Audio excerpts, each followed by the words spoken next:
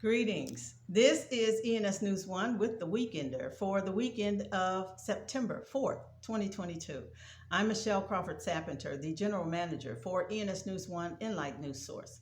Well, this weekend, the topic of discussion is cybersexual assault. Well, why point to cybersexual assault? Well, it's not that ENS News 1 or others are attacking cyber energy or cyber power.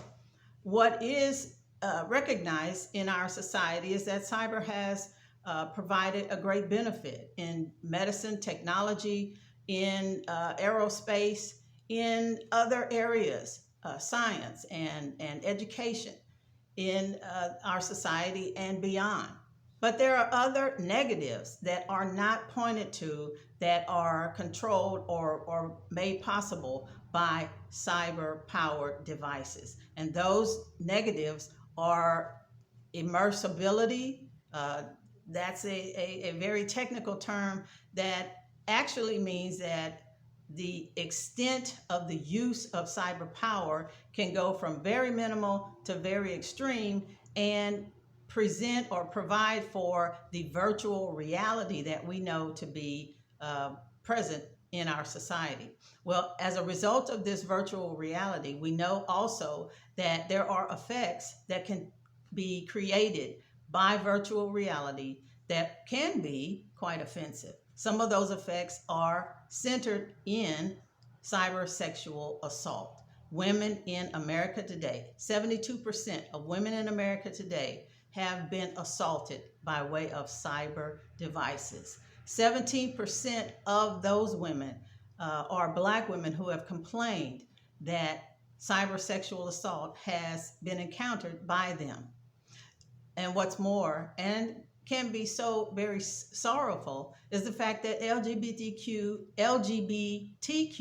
women are also assaulted sexually by cyber devices. We know also that by and large, those who commit sexual assault are men who are being offensive towards women. And in some instances, men are being gratified by way of cybersexual assault.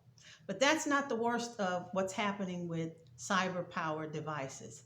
There are also violent actions that are being taken against women. There are women who are being bludgeoned by the effects of cyber devices. In Corpus Christi recently, one woman was bludgeoned to the point that she bled profusely from her mouth and nose. And why? Because of some offense taken by some man who apparently did not get something that he wanted. Perhaps he wanted an encounter with her and she declined. Well, the use of cyber power device permitted this person to go back and use his devices to strike that poor woman and render her injured to the extent that she bled from her nose and her mouth. That's not the worst of it. In some instances, we find that in hospitals, there are people who may or may not be doctors and nurses, but they gather together in groups of 4. And when a woman is injured to such extent that she requires medical attention, these are the people who come together and take that woman further unto the worst possible realm of her life, and that is death. These are events that occur in reality in our society, and much of them are based on the advent of cyber technologies and used or generated through cyber devices. These are realities. We've seen some of these things happening in our own cities, in our own towns, and some even in our own families. We have to come to terms with making it known that there must be laws and regulations that have to point to address these issues so that there can be some control made. Otherwise, our society may become quite an adulterated and or violent place to live.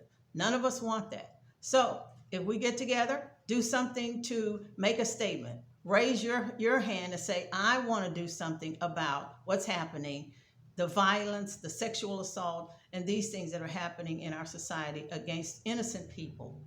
If you do that, address your senator, your congressman, perhaps we can control these things. Perhaps we can make life better for ourselves and for our daughters and children. And in fact, women are not the only ones who are being assaulted. So we're speaking up today for every American who's ever encountered a cyber sexual assault or any type of violence that has been generated through a cyber powered device. We hope